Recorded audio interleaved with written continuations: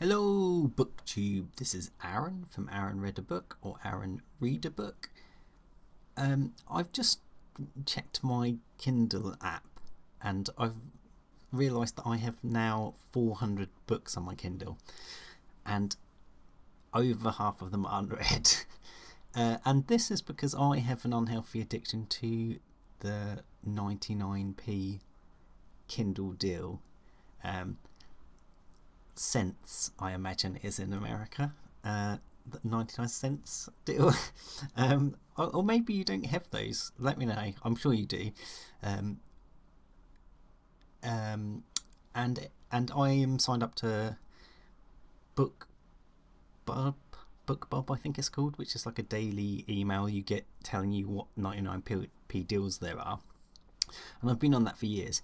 And the last sort of year or so, Amazon have done their own version of this, which is even better because it's more, it's got more access to your existing data, so it knows what you like.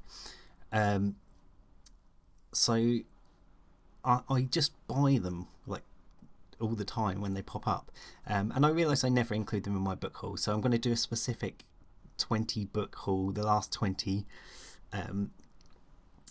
Kindle books I bought. It's not satisfying as a proper book haul, is it? Because there's no tangible object to admire. But these are all books too. So let's go through them, and a lot of them are inspired by BookTube. So we'll start with the most recent one, which is Beartown by Frederick Backman.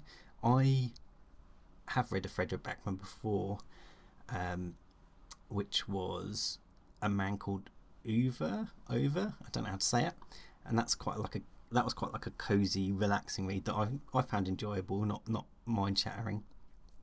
This one is about a small hockey town facing a moral dilemma after some devastating event, which sounds a lot more serious, but I always hear good things about this one from Backman fans. The next one didn't even cost me 99p. It was £0 because you can often get the Amazon versions of Victorian books and older, or anything that they've made into a royalty-free book for free, and that is The Heir of Redcliffe by Charlotte Mary Young, or Young. I don't know if you I should know because I watch Kate Howe videos every day, and she's always talking about Charlotte Mary Young, and that's inspired me that I really want to try her. This one's a tale of idealism, pride, and moral integrity tested by tragedy. And the heir in the title also gives me clues that it might be about inheritance, which a lot of Victorian novels seem to be. Next up, we're going to the fantasy world, and that is The Devils by Joe Abercrombie. This seems to have been a massive release on BookTok and BookTube. Joe Abercrombie is very popular in the UK, at least. I'm pretty sure he's pretty big in America as well. And this is one of these books where the cover is everywhere. You see the cover everywhere. But I was surprised to see it for 99p on Kindle, so I bought it, and I like Joe Abercrombie. I don't like him as much as the rest of the fantasy world, but I think he's good fun. This one is brutal mercenaries and dark magic collide in a tale of war, loyalty, and self-interest. Sounds quite similar to the other Joe Abercrombie books I read, although they didn't have magic in them, as far as I know. Speaking of magic, we have Fourth Wing by Rebecca Yarros, and of course that was an incredibly viral book as well. I don't know if it's going to be for me, but I will give everything a go. It's about a young woman thrust into a deadly dragon rider academy where survival means everything. So it's the classic YA kind of fantasy setting, a school, dragons, but I think this is quite spicy from what I've heard, and I've seen other booktubers read it and enjoy it, and some booktubers like Mark at the Book Thing who didn't quite enjoy it but gave it a good go, and I'm happy to do that as well. I think I do like romance, so maybe I'll like it, and obviously I like fantasy. Next up, we've got The Terror by Dan Simmons. I actually got a question about this right on University Challenge last night, so it's very, very timely. I loved the TV show of this. I've not read the book before. I've read the Hyperion Cantos, or at least I've definitely read the first two Hyperion novels. I'm not sure if I've read all of it, but I love those, and I love the TV series of this. It's a chilling reimagination of doomed Arctic expeditions stalked by something far worse than the cold. So it's like a horror version of Endurance, Shackleton's ship. But I think it's actually based on another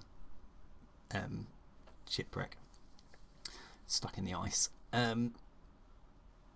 Next we've got I Am an Island by Tamsin Kalidas. I can't remember where I heard about this. I'm sure it was BookTube, but I'm not 100% sure. It might have been Deb. But I love this sort of genre. It's a memoir of isolation, resilience, and rediscovering the self in the wilds of nature. So it's kind of like a Walden thing, where she's living on a tiny island on her own. Similar to the book I just read by Tove Jansson. Next up, we've got Darling by India Knight. Again, I can't remember where I heard about this one, but all these things were probably on my Amazon wishlist, so I've probably heard them about BookTube. This is a sharp, modern retelling of Nancy Mitford's The Pursuit of Love, full of wit and family chaos. I love The Pursuit of Love. It's one of my favourite books, so this is a no-brainer. I've not really read that many reimaginings or retellings, so I probably should give them a go. Normally it's Austen, so it's nice to see one of Nancy Mitford. Next we've got The Trees by Percival Everett. I read recently James, and I liked a lot of things about it, but I didn't get on with it as well as almost everyone else. But I could tell from the book that I would probably like his other books more. So, and The Trees was the one that sounded the most up my street. It's a biting, genre-blending satire confronting America's racial history and injustice, which sounds very interesting, and I do find him a funny writer on quite serious subjects, which is impressive. Next we've got Baron Bag by Alexander Lernet Holnier. This is one I picked up for Shorty September because I saw Angelina at Books Do Things to Me do a review of it on Goodreads, and she's just reviewed it on her channel as well, because she read this for Shorty September and absolutely loved it. It's a haunting wartime novella blurring the lines between life, death and dream, and it's set in Russia, I believe, so I love all things Russian, so but I do sometimes struggle with things about dreams, so we'll see how it goes. Next up we've got a non-fiction, which is Owls of the Eastern Ice by Jonathan C. Slatt. I'm not sure how to say his name. I will basically buy any book about birds for some reason that comes up on Kindle. I love a sort of nature book anyway, but the birds ones always seem to be really good. This is a gripping, true account of tracking elusive owls in the remote Russian wilderness. So this also is about Russia, so that's interesting. I saw a Book Olive's review of this, so that's where I knew it from. Next up we've got another one that I think I got for free, which is Goblin Market by Christina Rossetti, and again I bought it for Short September because it's a poem about temptation, sisterhood and redemption, and it's Victorian as well, I think. Yep, 1862. So this is I could read this for Victober as well because I didn't get around to it in time for Short September.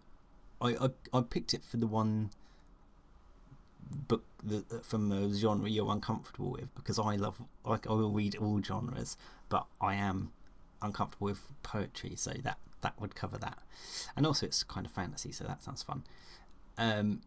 Another shorty one that I picked up is How Much Land Does a Man Need by Leo Tolstoy, and this is like one of those black spine, those little shorty black penguin ones. And this is a moral parable about greed and the cost of human desire. And I believe it also has some other stories by Tolstoy in. I'm a big fan of Tolstoy. I love Anna Karenina's in my top 5 novels ever, definitely. And I love War and Peace as well. But I haven't read a lot of his. I don't think I've read any of his short stories. I've read a novella by him, so this would be interesting. And it's got really good reviews. Next up, we've got one that was definitely recommended by Deb from Rainer Reads, and that is When the Cranes Fly South by Lisa Ridson. A poignant story of love, migration, and finding home across borders. Deb gave this a very glowing review, and I instantly went on to Kindle to see what it was, and it was 99p. So all of these are 99p. I never pay anything other than 99p or 0p. Next, we've got Family Matters by Rohinton Mystery. Again, I recently did the FOMO book club read along of Rohinton Mystery's A Fine Balance, and I loved it. It will definitely feature in my top 10 books of the year, and it's kind of an epic Tolstoy-esque story. And another thing that Tolstoy loved was writing about family. So Family Matters, a moving portrait of a family, duty and compassion amid urban life in modern India.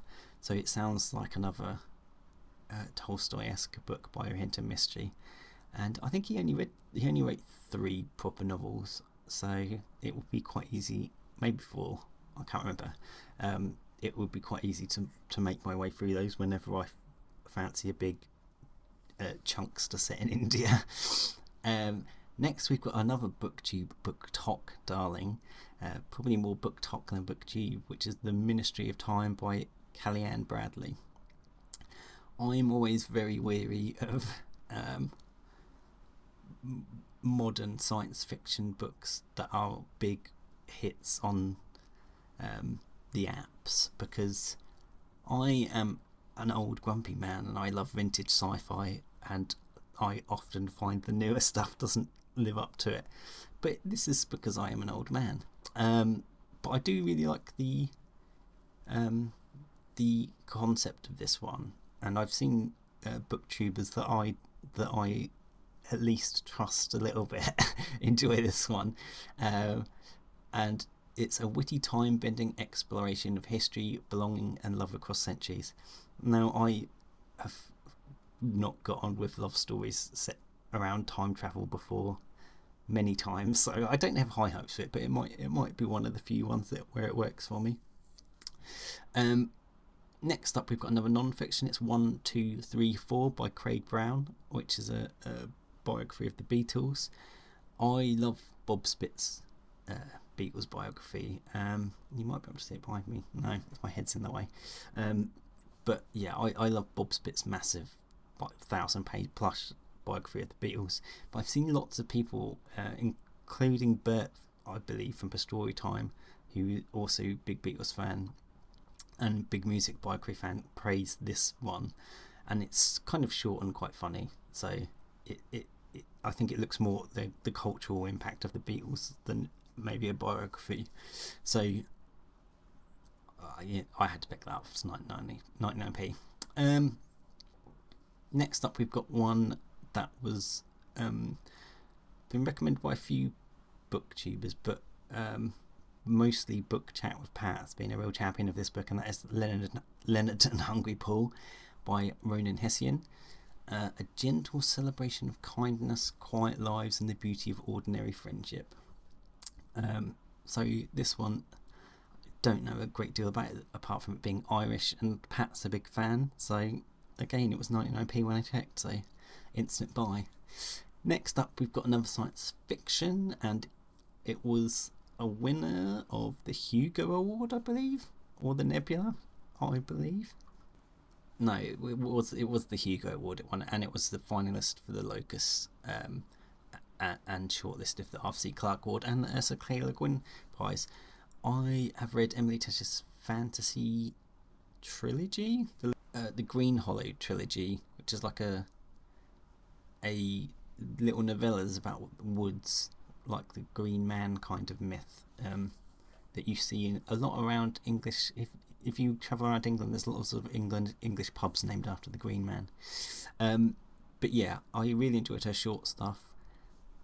When this book was coming out, I read the synopsis and it sounded like your classic YA sci-fi, which put me off. But then it won the Hugo, and loads of people that I watch on BookTube loved it. So my faith, and also they've explained that it's a much more complex look at that kind of trope. So it definitely sounds interesting. It's a vivid, character-driven space opera about purpose, vengeance, and breaking free from indoctrination. Book number 19, we're getting to the end now. This is another one that I saw on BookTube, and it was Gareth from Book Songs and Other Magic who mentioned this one. I think this one's always £1 because it's another one of those little black classics from Penguin, and it's The Nose by Nikolai Gogol. A surreal satire in which a man's lost nose develops a social life of its own. That obviously sounds amazing. I want to read about the nose's social life, and Gareth made it sound really funny and interesting as well. I have read Gogol before. I think Dead Souls, maybe it was called, many moons ago when I was in my Russian phase at university. And last book was one I picked mostly for the cover, which is Pilgrim by Mitchell Luthi. I would definitely have bought this if I saw it in the shop as well. It's a medieval mystery, I think.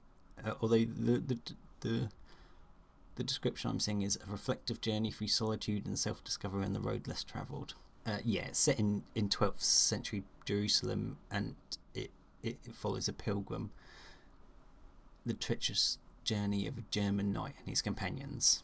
And this one only has 219 reviews on Goodreads, so I could contribute to the review bank there. It's over 700 pages though, which is always a hard one to go for. And it's an unknown author. But yeah, those are my 20 most recent purchases on Kindle, mostly for 99p or 0p.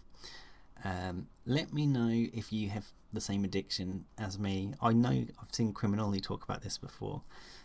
He also addicted to the 99p deals, and it adds up when I've got 400 now, so I've spent probably at least 400. Well, probably not quite £400 because some of them are free ones, but yeah, but that is over many years, so I don't feel so bad. But yeah, let me know down in the comments if you have the same addiction as me, and if you've read any of these 20 books. Have a good one, BookTube. Bye.